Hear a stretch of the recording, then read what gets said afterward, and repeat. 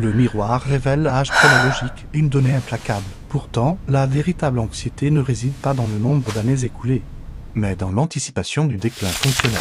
La société moderne nous a ancrés dans un paradigme de la sénescence passive, où au-delà de la soixantaine, l'individu est censé subir une évolution biologique progressive, caractérisée par la perte d'autonomie et la multiplication des comorbidités. Cette vision est non seulement réductrice mais dangereuse. Elle décourage l'engagement et l'investissement personnel dans la santé préventive.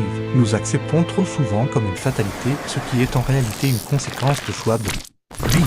La véritable question n'est pas « peut-on ralentir l'horloge ?», mais « comment optimiser notre âge biologique pour qu'il diverge significativement de notre âge ?»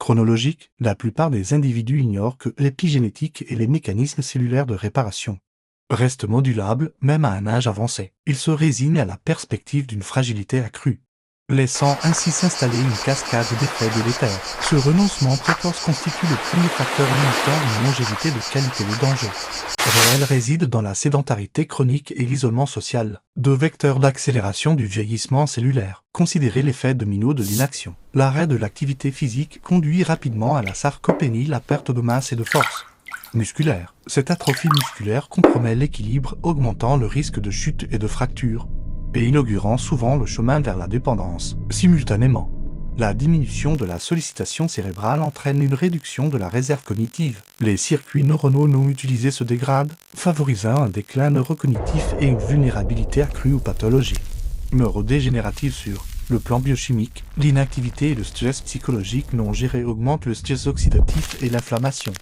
systémique. Ce processus inflammatoire chronique est la matrice de la plupart des maladies liées à l'âge.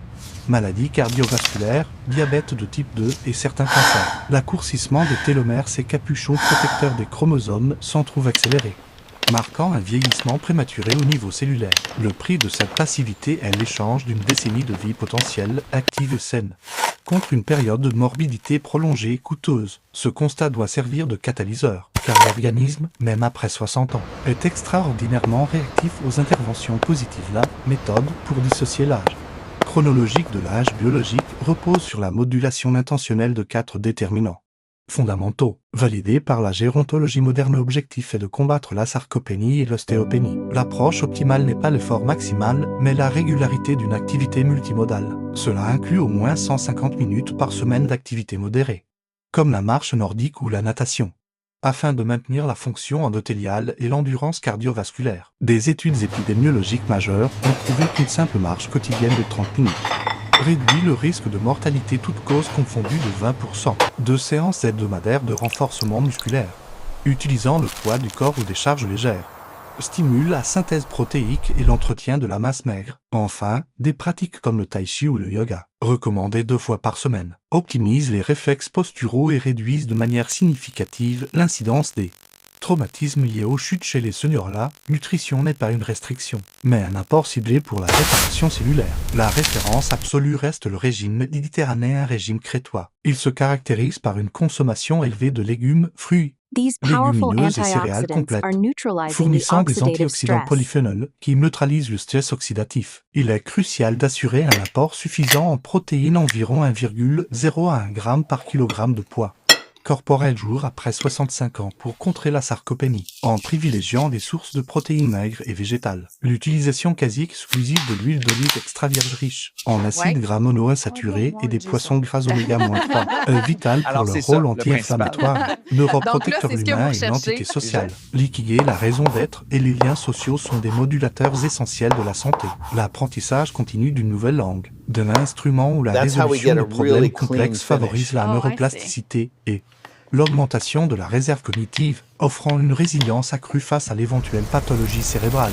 La participation communautaire et le maintien de réseaux familiaux et amicaux solides réduisent le risque de dépression et d'anxiété. Le sentiment d'utilité sociale bénévole, mentorat, est directement corrélé à des marqueurs de santé meilleurs et à une mortalité plus faible. Enfin, le sommeil n'est pas une simple pause. C'est une phase active de régulation hormonale et de nettoyage métabolique du cerveau. Il est impératif de viser 7 à 8 heures de sommeil de qualité, car un déficit chronique entrave la consolidation de la mémoire et perturbe la régulation de l'insuline.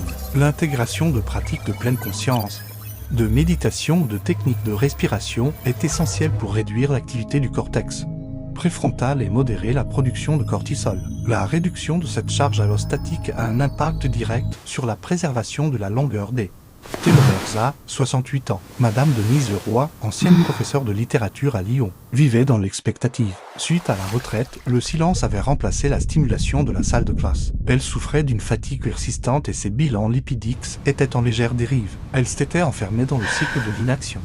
Persuadée que ces mots étaient le simple prix de l'âge, son médecin traitant, le docteur Bernard, lui a proposé un nouveau type de prescription, un protocole de vitalité. Denise, nous allons travailler sur vos marqueurs biologiques et non sur votre date de naissance.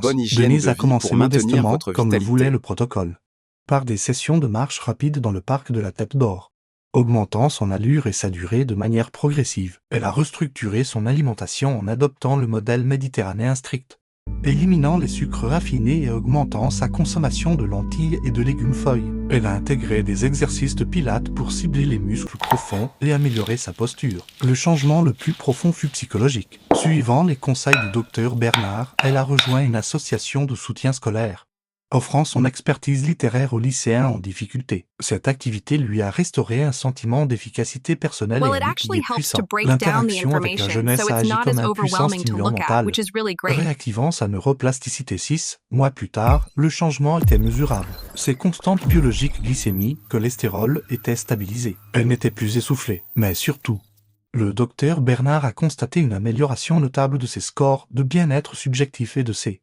test cognitif. Denise Leroy avait prouvé que la réversibilité du déclin est possible. Elle avait inversé la courbe de son âge biologique, passant d'un état de fragilité naissante à un état de vitalité accrue. Données scientifiques sont irréfutables. Une étude de cohorte récente a démontré que les individus adoptant ces 4 piliers nutrition, mouvement, sommeil, liens sociaux, après 70, on présente un risque de mortalité réduit de 35% et prolonge significativement leur espérance de vie sans incapacité. Le corps humain, même vieillissant, possède une capacité remarquable d'homéostasie et d'adaptation. Ce n'est pas une promesse de jeunesse éternelle, mais la garantie d'une longévité active et autonome. La bifurcation de la longévité est là, la seule condition est de prendre la décision d'agir. Voici votre prescription immédiate. Intégrez immédiatement 15 minutes de marche rapide après votre prochain repas. Concentrez-vous sur la fréquence plutôt que sur l'intensité. Engagez-vous dans une nouvelle compétence qui demande un effort mental soutenu. L'apprentissage régulier est la meilleure assurance pour votre réserve cognitive. Contactez une association locale ou un ancien collègue. Le capital social est votre bouclier le plus efficace contre le déclin, mais jamais trop tard. Pour initier la réparation, le signal que votre système biologique attend, c'est votre engagement ici et maintenant. Ne subissez plus votre âge, modulez-le.